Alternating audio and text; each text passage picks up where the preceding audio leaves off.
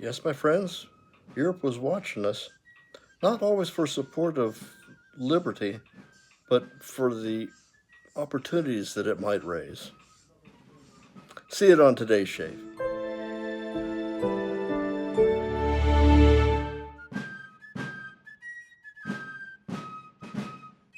Hello, my friends. Welcome back for today's Shave, where we're using Hendrix Classics through Pasteur's Pharmacy in New York, Empire State of Mind, really great soap, and the feather today. We were talking probably just a second ago about the Europeans watching what's going on in the revolution and the opportunities that this might present. This is very true, particularly in the case of the Dutch or Netherlands. They're like the seven something of the Netherlands.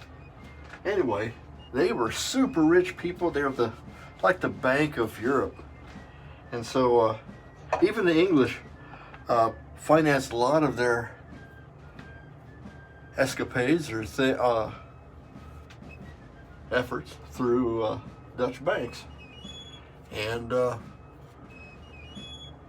they were kind of a profit-driven society, because the Dutch it's not just Netherlands, not like we think of it now, but rather like a collection of smaller countries joined together as the Dutch.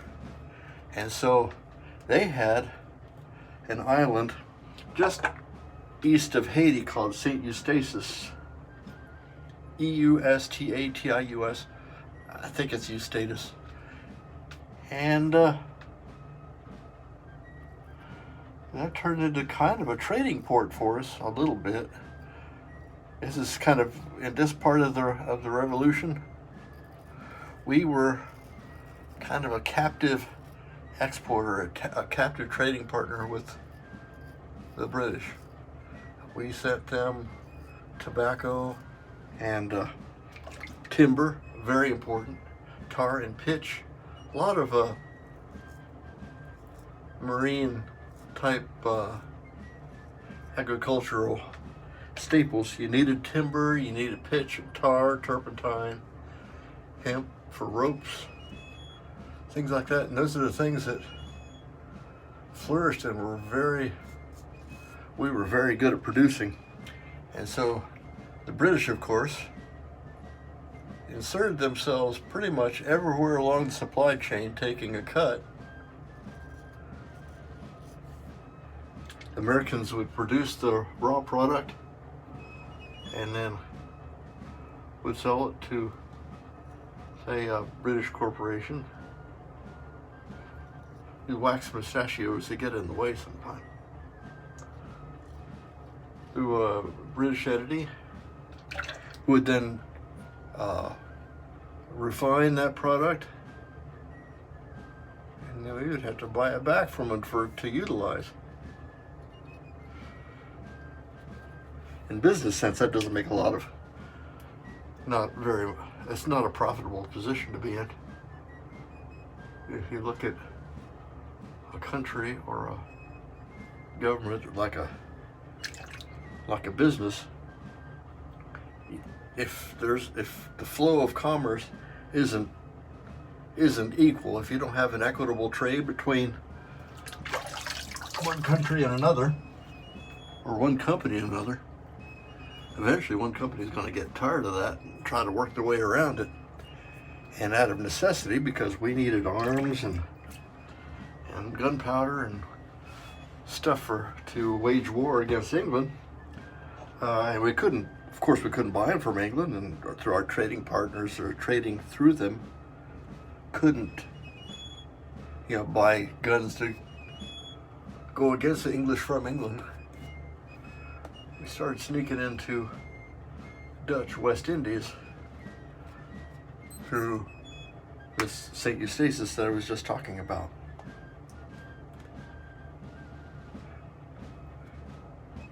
And that's where, of course not overtly yet, in early 1776, but it's going to get important. here. Yesterday's shave with the CB Heldestrand was wonderful, but I could tell that my technique was a little off. So I use these feather razors as a kind of training wheels to kind of groove my stroke back, to get my angles where I like them to be, look at my pressure. These are things that are important.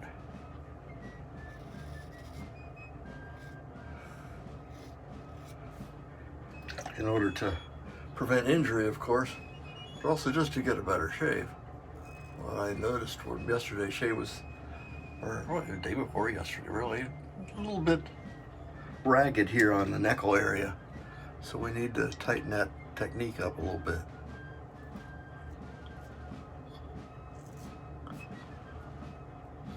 Oh,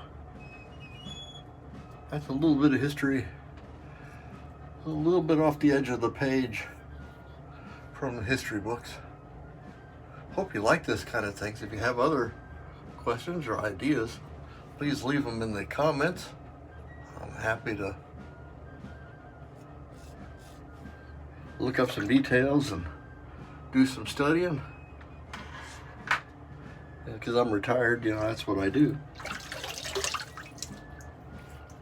That's better. This is a better shave. Despite, I think the SS and the Heldestrand are of equal sharpness. But I think it's because I'm a little bit more relaxed with the feather because of the guards. I'm a little bit more relaxed and able to get a better final result shave out of this.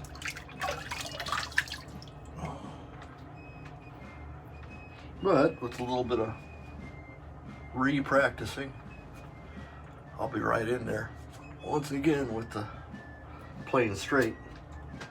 Our aftershave, this soap from what is this? Hendrix Classics and Company is very similar to what Fine Platinum. I don't have the aftershave that goes with it, so this was as close as I could find to it, which is a Creed Aventus type scent. And look at me go. This is date night. I'm going to be slick as we can go, and we'll be thinking about more because stuff is coming.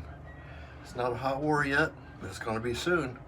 Stay tuned for more things. Please leave a like if you're, and subscribe if you're so inclined. I'm Major Rich. You'll find me at the Shaving Country, and you'll see you next time. Bye-bye.